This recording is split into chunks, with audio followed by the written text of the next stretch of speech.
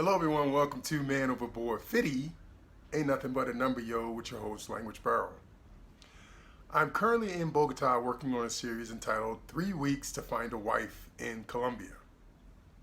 The series is really based around my dating experiences. I've hired a matchmaker or joined a matchmaking agency specifically, and I'm currently here meeting potential life partners. I'm currently on the second week in Bogota. So my last date, I think I had 4 dates in the first week, and my last date was Thursday, a week from today. Today is Thursday. And what can I say about Bogota? Bogota is not really a tourist destination. It's a working capital. It's the largest city in Colombia. But people primarily come here to work. So it's really not geared towards tourists. So it's been a challenge for me to find things to do for a week in a destination that's really a working destination and not a tourist destination. The weather is a bit on the colder side. I would say that since I've been here, temperatures range anywhere from probably, I would say, the low 60s up to maybe the high 70s. Now there is a lot of rain, or it's been raining since I've been here, at least every other day. And when it's not raining, it's misty and overcast. So it reminds me of the time I visited London, really, is the weather is that equivalent. So if you like really warm weather, and I do like warm weather, but I also love to dress for weather. I like jackets, and I like generally professional shirts or collared shirts. I like ties. And so this is the city for it. Unfortunately, I can't lug all that stuff on the plane. I'm lugging all this stuff on the plane, clothes to come here and wear. Whereas when I go to Medellin, Medellin is warm. It's very temperate. It's the city of eternal spring. So it's generally, maybe you get in the high 60s, but generally speaking, it's probably in the low 70s to mid 70s. That's probably the buffer, and you get some days in the 80s. And even when it rains, within like an hour or two, the sun comes out and like dries everything up. It's almost like it didn't rain at all. Now, I prefer that weather, but you can't dress for that weather. It's just like jeans and slacks and polo shirts and t-shirts, and that's not my forte. I worked professionally most of my life, so I dress professionally. So that's a challenge. But Bogota is a large city. It's, I don't know, 4 or 5 million people, and it's very, very spread out. And so the challenge, my major challenge here, was there is no metro system like there is in Medellin. So in Medellin, there's a metro which can get you to most places of major interest, and then you may have to take a bus or Uber from there to get to a specific destination. But in Bogota, there is no metro. There's something that's called the Transmilenio, and it's an expedited busing system, which means the buses have their own specific lanes, and cars can't even get in there. Like you can't even, it's like a walled lane. You can't even get in there. So it helps to expedite the transportation of these Transmilenio buses. Now they still have to deal with traffic at intersections, but they don't have to worry about people swerving in front of them, cutting them off, because you can't, as it's a private lane, so you can't get in it. Now everyone had told, I was afraid to use it because everyone had told me, okay, I'm gonna cut this out, wiping nose. Yeah, everyone had told me when I first got here, like, don't use the Transmilenio, don't use the buses. The pickpocket, the thieves, the robbers. And so it really kind of scared me. And then, for me, the system didn't look organized. It looked kind of disjointed, so I was really afraid, oh my God, I'm not getting on that thing. So if I wanted to get around, I would either walk, take a regular bus, which would go from point A to point B, or do Uber. But finally, I got on the Transmilenio, and I'm like, oh man, this is all right. I mean, it's crowded, and you got to watch yourself because they're crimes here of opportunity. So if you give them the opportunity, then you'll be the crime, right? The pickpockets, purse snatchers, that kind of thing. And it's amazing. Most of the Colombians I've dealt with, they understand the nature of this. So you always see the women clutching their purses or putting their purses where if you want it, you're going to have to take it. Like, you're not going to walk up to them and like slip it off the shoulder or, put your hand in it. No, if you want something out of that purse, man, you're going to have to take it. And you're going to get a bit of a fight because the way Colombians in general is a lot of the citizens have encountered some type of crime. I don't know the Spanish word for it. I probably should.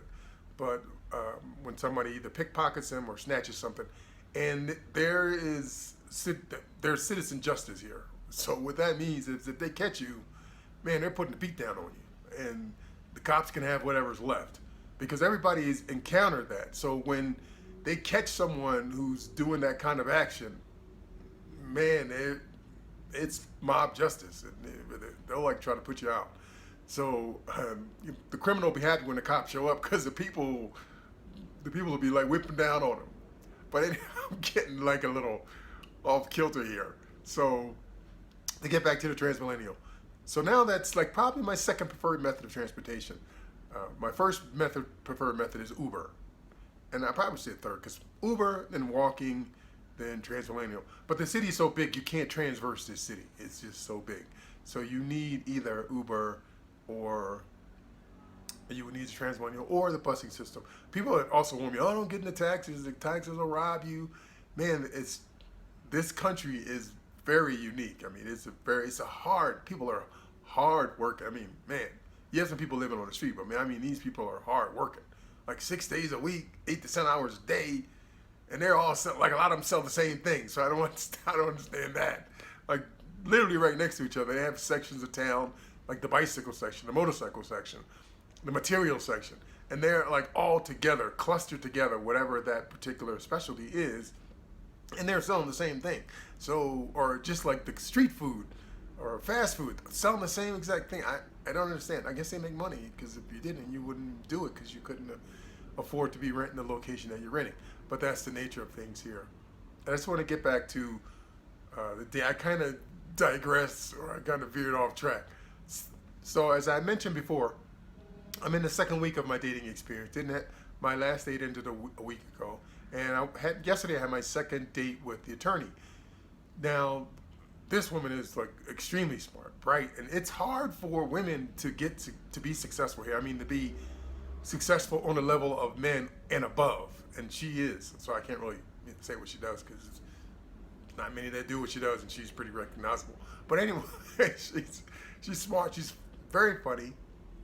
And I'm only staying in Bogota because of her, to be honest, because Bogota is not a tourist destination, a working capital, so there's not a lot to do.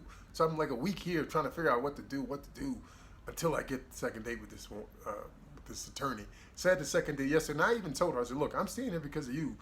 Kind of, if you say I'm not interested, I'm out. Like I'm on the first plane out of here to Medellin because the people are nicer, the weather's nicer, the women are prettier, and the people are friendlier. So I said, if you say, hey, I'm not interested, then I'm out. I'm telling you, I'm gone. I have a week. I have a week at this Airbnb. I think I have 4 days to finish out. But if she would have told me yesterday after our second date, she said, I'm not feeling it.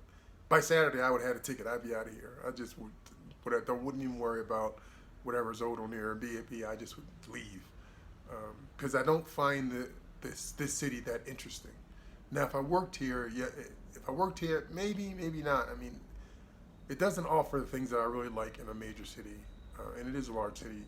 I consider cities like, Paris, New York, London, San Francisco is not large, but it's a wonderful city. Cities of interest because there's lots of stuff to do, even if you're not working at the time. They have things to occupy tourists. Okay, but back to the date.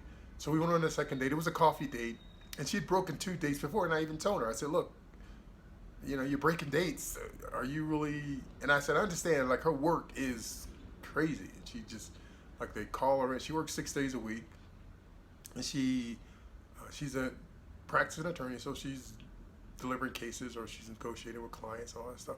And I said, but, you don't have time for a man. You're the most Western Latin woman I've ever saw. And she got offended. I said, don't get offended. You're just, that's who you are. You're like a hard-charging woman. And to be a successful woman here in Colombia on the level and above men is extremely, she is like an anomaly. She is an anomaly. So I don't know what she's doing interested in me. I don't get it. And even if we were to kind of, I would never live here. Never.